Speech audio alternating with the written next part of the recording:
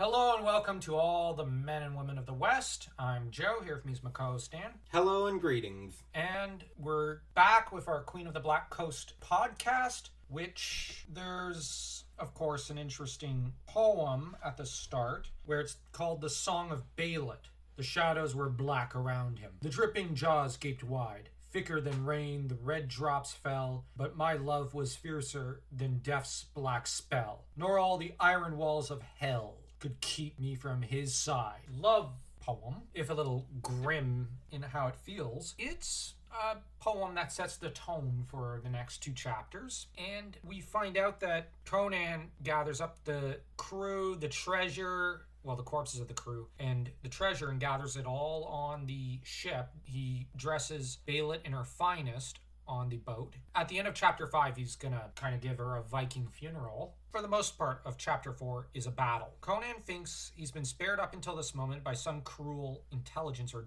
divinity because they have some terrible plan in store for him. We find out that Belit had taught her supporters how to use a longbow, so we actually learn that she's not a short-range fighter. She's an archer. So all depictions that show her with swords and knives and whatnot, fighting in short-range combat, false. She's an archer. She'd pick off her foes from a distance. And this makes sense because she's always on a boat. Later, it's noted that the hyenas have shining eyes that shine and gleam supernaturally. I suspect they've been drinking the black water. And Conan kills off some of these hyenas with his arrows. Then he engages in short-range battle with some of the rest of the hyenas. The pyramid collapses. Conan is trapped under a bit of rubble. And the flying gorilla comes to him with the intent of killing him.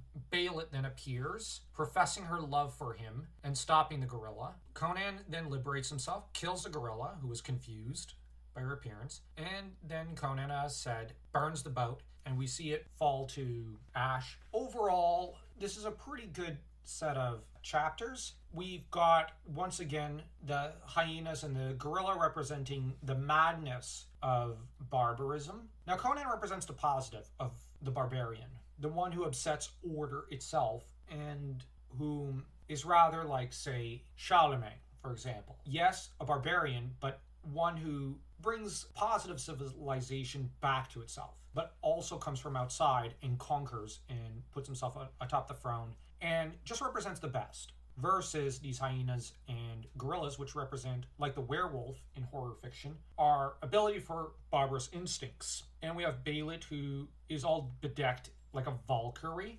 which we can see some Norse mythological influence. In many ways, I prefer Howard's prose over even Tolkien's. Really? There is an aspect of simplicity, yet beauty to it. I still prefer Tolkien. I just like his more operatic prose.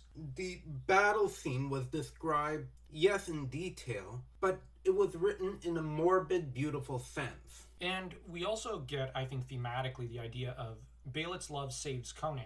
In a way, it saves him from the darker side of his own person. Though she died, she saved Conan. And that's, I think, a commentary on the nature of love itself. That if a woman truly loves a man, like truly, somewhere deep in her heart, a part of her has just rescued him from an abyss. Now, in life, Howard was a fairly idealistic young man in some ways. I think he did have a romantic side. So I think Belit represents a lot of this idealization of love. Now let's talk about the actual overall story. What did you think of the Queen of the Black Coast?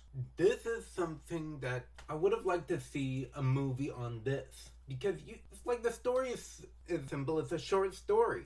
But it was really good. We see all of Conan's side. We see the warrior, we see the philosopher, we see the lover. The only thing we don't see is the king. Exactly. That said, we'll never see a movie of this because it's too good and it's too simple. We're lucky we got the Conan the Barbarian movie and the Conqueror movies. We're lucky we got what we got. That said, we didn't get the Hour of the Dragon because we were not fortunate in that regard. And I don't think we'll ever get a Hour of the Dragon movie. And at this point, given how bad movies have gotten in the past almost 20 years, I think our stars that we don't see an Hour of the Dragon TV series or movie. I don't think that the TV series that's coming up is going to depict the Queen of the Black Coast or Hour of the Dragon. They're just going to go off in their own direction like the 2012 movie and the 1982 movie. They're never going to actually depict the short stories. For some reason, I think Hollywood has an antipathy towards Howard and his literature because he tends to depict civilization as ultimately doomed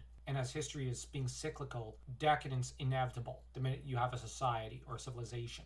In a lot of ways, the philosophy that he's got is very true. With Queen of the Black Coast, it's in a way a commentary that sobriety, self-restraint are positives, and that even a barbarian could have those. Overindulgence in be it gold or your baser instincts such as food, drink, and whatnot always brings down civilization and could bring down anyone. Because, the black water that the gorillas, that the crew, that the hyenas drank from, drove them all to madness. But it's all, in a way, yes, I know it's obvious, yes, it drives them to madness, but it's a metaphor for the darker side of the dark con of man, that we've got this darker side to us.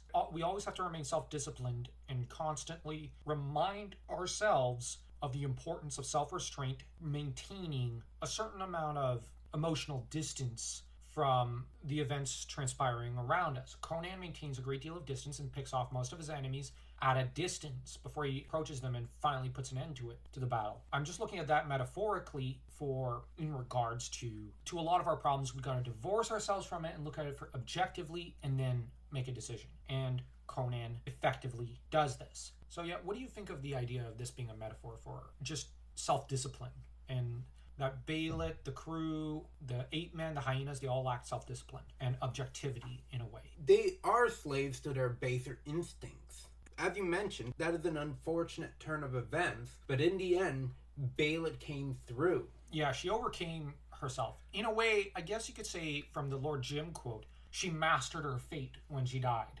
And she mastered death, I would argue, in the name of love. And here's the thing. Her love, we've been criticizing her, started off as adolescent, but I think when she was dying, it ascended to adult love on her end. I really want to give her that much. I really like her character. She's not my favorite female character in Conan's mythology, but she's a really good character overall in literature. And I can see why her fans love her. She's one of the most complex female leads. I think she's probably ranking maybe as the second or third most complex female character in Conan history. Personally, I find Robert E. Howard is a very underrated author. I'm going to agree. And I'm even going to go so far as to say that I've once heard it said that Star Wars is the American Iliad. And I'm going to say it is, but there's a second Iliad, Conan. And I think that in 500 years, people will still be reading Conan.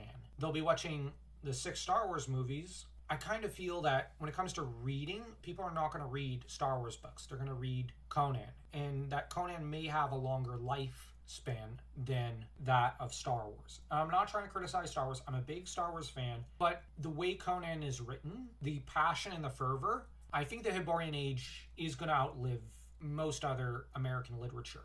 And on that note, I think this is a good place to stop. Don't forget to smash that like and that subscribe button as though you were Conan and Zenobia on their honeymoon smashing zombies to itty bitty pieces together.